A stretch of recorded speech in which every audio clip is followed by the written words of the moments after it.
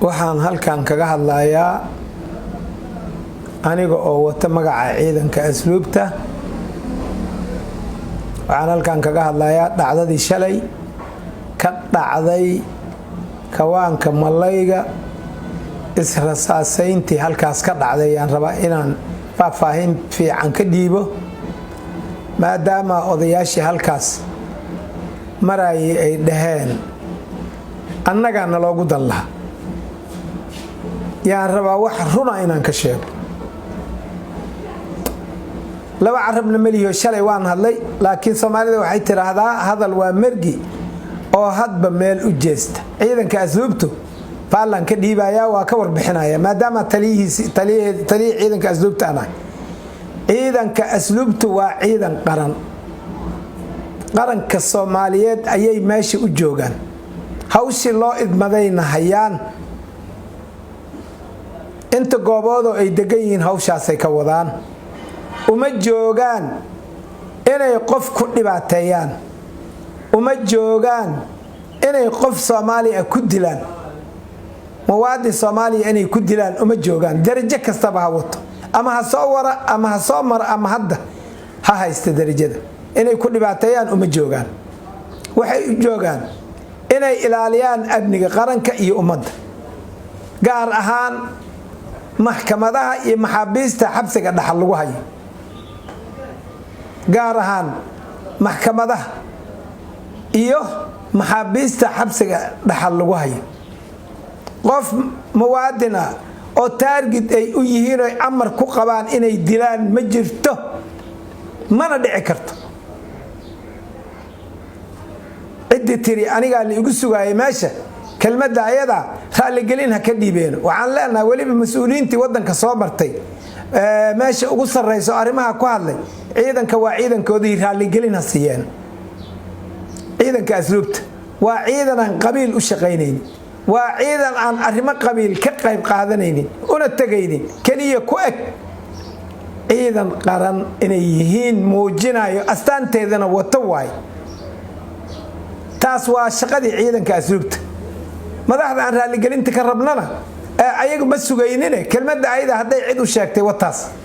waxaan doonaynaa ciidankoodii baan nahay inay naga raali geliyaan. ayagaan nabadgelyadooda ilaalinaynaa, ummadaan nabadgelyadeeda ilaalinayna.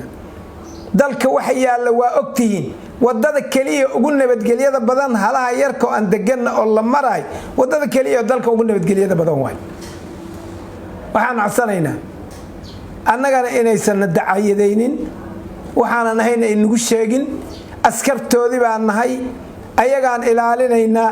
waxaan codsanaynaa ciddii meesha maraysa inay is-sheegto la hubsado. cid kastoo maraysa noocuu yahay in la hubsado ayay meesha u joogtaa askartu. cadowga dalka joogayna ee ku jira oo dhibaatada maalin walba ka wado argagixisada alqaacidada al-shabaab ayayna ilaalinayaan oo ummadda ka ilaalinayaan, xafiisyada dowladda ka ilaalinayaan. maahane ma ilaalinayaan nin Soomaali oo wadadiisa iska hay inay dhibaateeyaan uma joogaan. midaan hal la qaato runtii tan waay. hadalka runtiisi waa tan. haddaan run la sheegin been qarsanay Soomaalidu tiraahdo.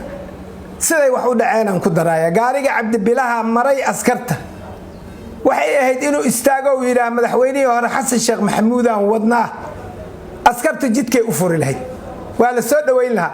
ma dhihina gaariga waa gudbay, distan dheer baa u dhaxeeyay. markuu gudbay waxay joojiyeen gaarigii dambe si ay u hubsadaan. baabuurkii gudbay dib u rasaas u soo riday, u soo xabaday. kaamira jirta, ummad badanaa joogtay, magaalo weeye. wax cad waaye waxa aniga aan sheegay. dhibaatada Cabdibilaha sameeyay wuxuu bedeli gaaray ninkuu waardiyeynay. haddii cid xabad kugu soo rido waxay taadan ogeyn oo xabad kugu soo rido adna aad xabad haysatid, faataxa lama akhrinayo, xabada loogu jawaaba. arrinka sidaasay ku dhacday. xabadu ma ahan inay asluub bilowday, ma ahan inay cid ku qaldantay. gaarigay joojiyeen. Cabdibiluhu inuu istaago sheegay ahayd, ay dhahaan mas'uulkaasaan wadnaa. haddaba jidkuu maray waa loo furay, abeerta waa la soo dhaweeyay sidii madaxweyne asigoo ah. hadeer yaa gacmo loo lulay oo jidka ku maray. marka kalena haday sheegi lahaayeen saas u maray habeen iyo maalin way maraan.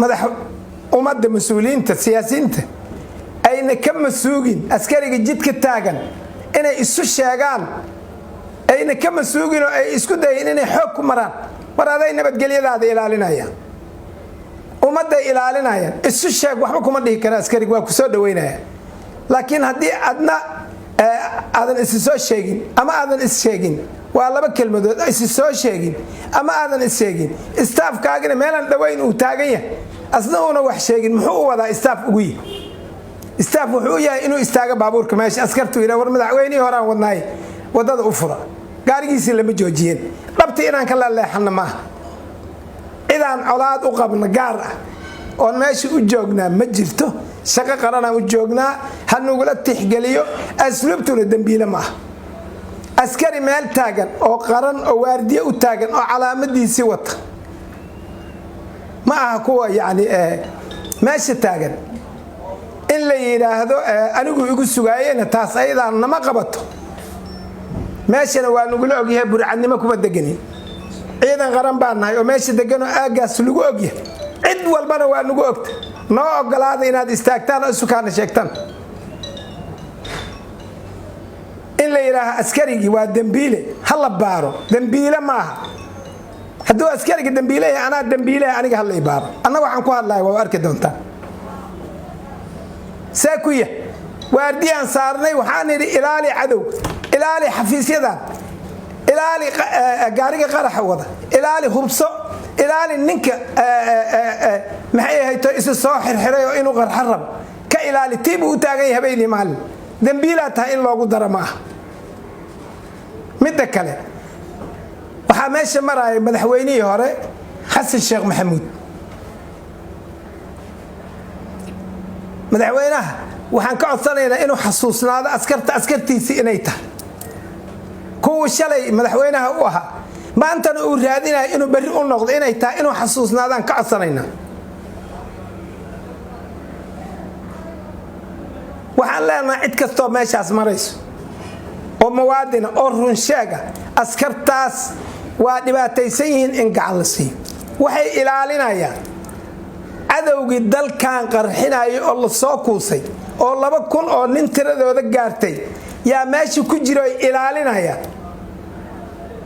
haddii meesha ayda la furbad xeebteeda loo soo baray xabsiga waa la qabsanaya haddii birta sokol la qaado maxkamadaha la galay waad ogtiin hadda ka hor inta loo soo labistay darajo ciidan Soomaaliya yaa maxkamadaha la weeraray annagoo tiika aan baqaadayna waxaan ku amarnay darajo kasta watay ninkii idin soo maraayo hubsada halal la siistaaliina hal hubsada shaqadooda ay meesha u joogto Premier Wallet waa application cusub oo uu ku keenay Premier Bank faa'iidooyinka Premier Wallet waxaa kamid ah waad iska diiwaangelin kartaa adigoo jooga goobtaada dadkaan account-ka ku lahayn bangiga Premier waa ay iska diiwaangelin karaan Premier Wallet dukaamada iyo ganacsiyada kala duwan ayaad wax uga iibsan kartaa lacagaha waxbarashada caafimaadka korontada ayaad ku bixin kartaa lacag ayaad u diri kartaa qof kale laguguna soo diri karaa si fudud account-kaaga iyo Mastercard-kaaga Premier Bank ayaad ku xiran kartaa kana maamulan kartaa lacag ayaad ka dalban kartaa asxaabtaada ama waad ogolaan kartaa lacag laga soo dalbaday dhaqdhaqaaqa lacagahaagana waad kala socon kartaa ganacsiyadu waxa ay leeyihiin ab u gaar ah oo ay kala socon karaan xogta lacag bixinta macaamiishooda inta ay in ka badanba ka hel abka Premier Wallet oo kala soo deg hadda Play Store-ka ama App Store-ka Premier